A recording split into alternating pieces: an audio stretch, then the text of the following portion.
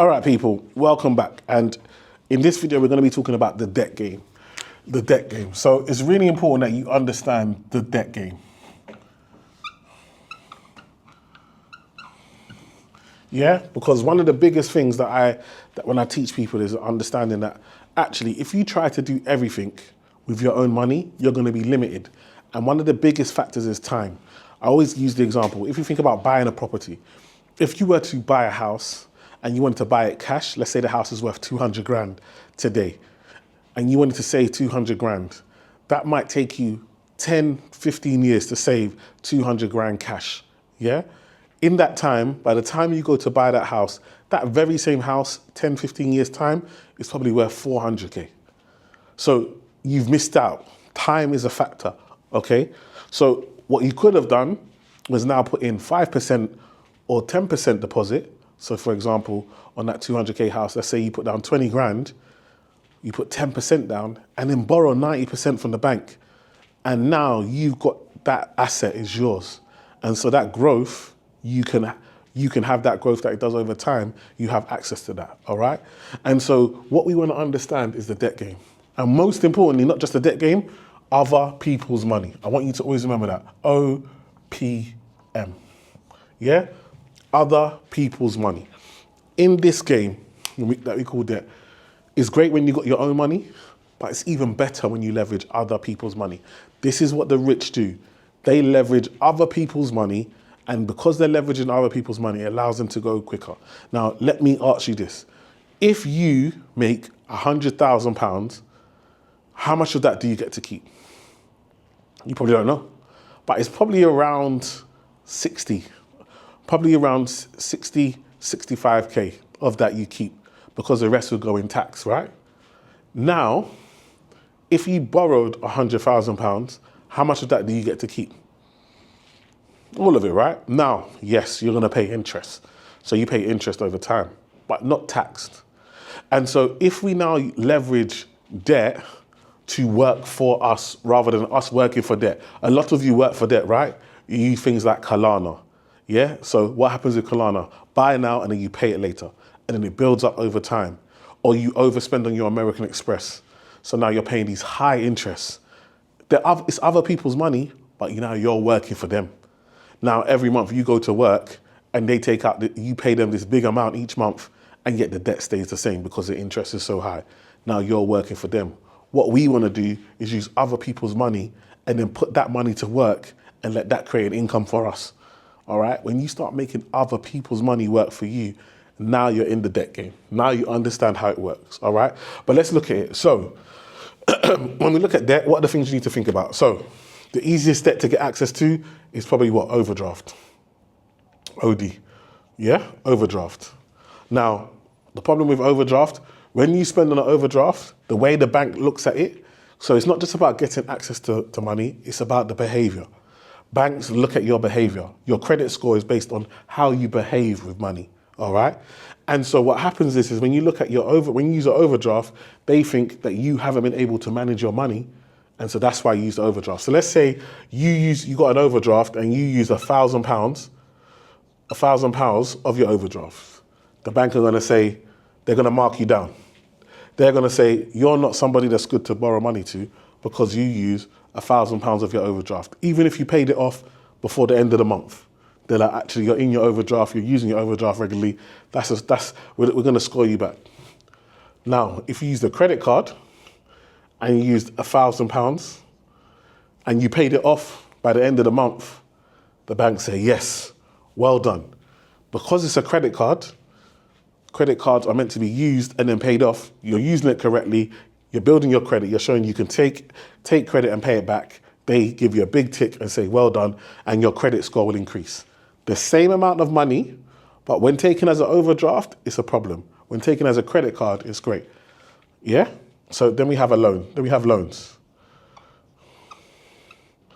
Now, loans are debt over the longer time. Normally, personal loans are typically between 5K to 25K. Obviously, you can get lower, but typically between 5K to 25K.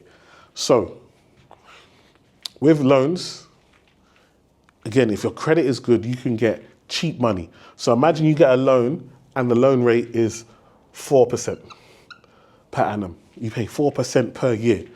But now you can invest that money into a business, into your side hustle, into something, and that might give you 20% return. 20%. So you've taken money from the bank as a loan at 4%, but you've invested in something that's paying you 20%, so you're making 16% on that money. Guess what? This is what banks do to you. They use savings accounts, savings. You put your money in a savings account, they'll give you 2%. Then they will borrow it out, loan, at anywhere from 4% for a mortgage, all the way, they could borrow it up to 10, 15%. So, on a small loan. So you tell me, what we're trying to do is what I say about working smarter, not harder. We're just copying what the banks do. They take our money at a lower rate and then they loan it out at a higher rate.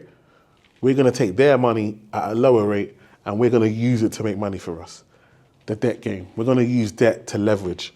And what you do is, for me, I always have this rule. When it comes to money, I use debt, especially debt, I use it for two things. Either it's making me money or it's saving me money. All right? So look at saving me money. So I might have a 0% credit card and I know I'm going on holiday next year and I know the earlier I book for a holiday, the cheaper that holiday is. So rather than me take my cash and ruin my cash flow, I can take a 0% credit card, pay for that holiday now, saves me money, and then I can use the next 12 months to pay off that credit card, interest-free, and I get to go on my holiday. Yeah? Or it makes me money. Again, I could have a 0% credit card, I could buy stock, I could get a real good offer to buy stock, and I know that I can buy it at a cheaper price and sell it for more. Use that credit card, buy the stock, use it, make money, pay off the credit card, and keep the profit. No tax, no interest paid. All right. So this is how we start to use other people's money. Because sometimes there are opportunities. You've had it. There are opportunities that have come, and you're like, oh, I just don't have the money. I can't take advantage of this. But if you've got good credit, and this is why it's so important to protect your credit. If you've got good credit, you can leverage the bank's money, leverage other people's money to win. Now you might say, E-man, this sounds risky. E-man, this sounds scary. Talk to me about these companies. What do you think? Uber, they're a company, they're making millions, they're all across the world. Guess what? They've taken loans. They've taken finance to get where they're at. They've been in debt for so many more years, number of years, and we celebrate it, how great they're doing. Yet they only just made a profit recently, their first profit recently. They've had to pull out of other countries, but they're finally making profit after how many years? This is what big companies do. I'm right now in a WeWork. As we speak, WeWork have had to finance and raise money to be able to get the offices and get all the spaces that they've got. And they're financed and they've got investors. Success leaves clues. If this is what wealthy people do, I'm not saying you have to do it at their level, but you can do it also at your own level. It's so important you understand the debt game. Because most of the companies that you use, they started using debt, they started using loans from banks, they started using financing from other companies in order for them to get to where they are today. All right, so let me know your thoughts in the comments. Are you gonna start to look at how you can leverage debt? Are you gonna start to improve your credit to make sure you can get money cheaply and then leverage it to start to build wealth for yourself and your family, to live the life that you want, start to build the income streams that you want so you can have the life that you deserve? If so, let me know your thoughts in the comments and I'll see you on the next video. So if you enjoyed that video and got value, then I promise you, you're gonna like what we have next. Because what we've done is created the Financial Freedom Accelerator, a way to accelerate your finances, accelerate you to financial growth, and accelerate you to the life that you want and deserve. So what does the Financial Freedom Accelerator consist of? It's the most, for me, I haven't seen a financial course like this, and this is why I created it. I was like, actually, as a financial advisor, what do I do every day? I help high net worth individuals understand money and finance. But what's the barrier? Typically for my clients, the minimum you have to have is 100K cash to invest. Now, everybody's not going to have that. That is designed. That's what the bank's designed. And really, that's the minimum. Most of my clients have 350 to $500,000. So what about the average person? I come from very humble beginnings. I come from a very humble family. I didn't grow up with money. So how do I help everyday people get to the point where they do have six figures to then become a client? The Financial Freedom Accelerator is here to accelerate you from living that average paycheck to paycheck life to actually accelerating you to building wealth so that you can become a client of mine in the future. So what do we cover? We cover all the things where finance, pensions, investing, business, career development, all of it, credit, property, all of these things we cover. Videos pre-recorded. We've got over 80 videos and growing because new videos being added on a weekly basis. You get one-to-one with me. So, and depending on which one you choose, we can have one-to-one, or we can have regular one-to-ones with a qualified financial advisor. It doesn't exist. You can't get this anywhere else, all right? Nobody's thinking about you like this, but I am. That's why I do what I do.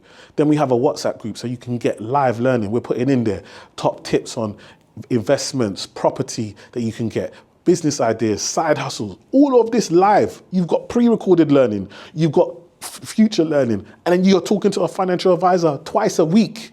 My goodness. So because of this, we can't just make it for everybody. We've limited down to people who are really serious. So what we have is our Financial Freedom Masterclasses. They're every week. We cover different topics from pensions, investing, side hustles, all these different topics. And so you can join one of our masterclasses, get some more value for free, get some more knowledge for free. I do a Q&A at the end and answer everybody's question for free. I don't know how many times I'm going to say free, but if you understand, no one's doing this. And then if you qualify at the end, for those people that we think, yes, you're ready to take it to the next level, you can speak to a member of the team and you could potentially join the Financial Freedom Accelerator. Hopefully, I'll be working with you soon. If not, join the webinar for free, click the link, and I'll see you then. Thank you.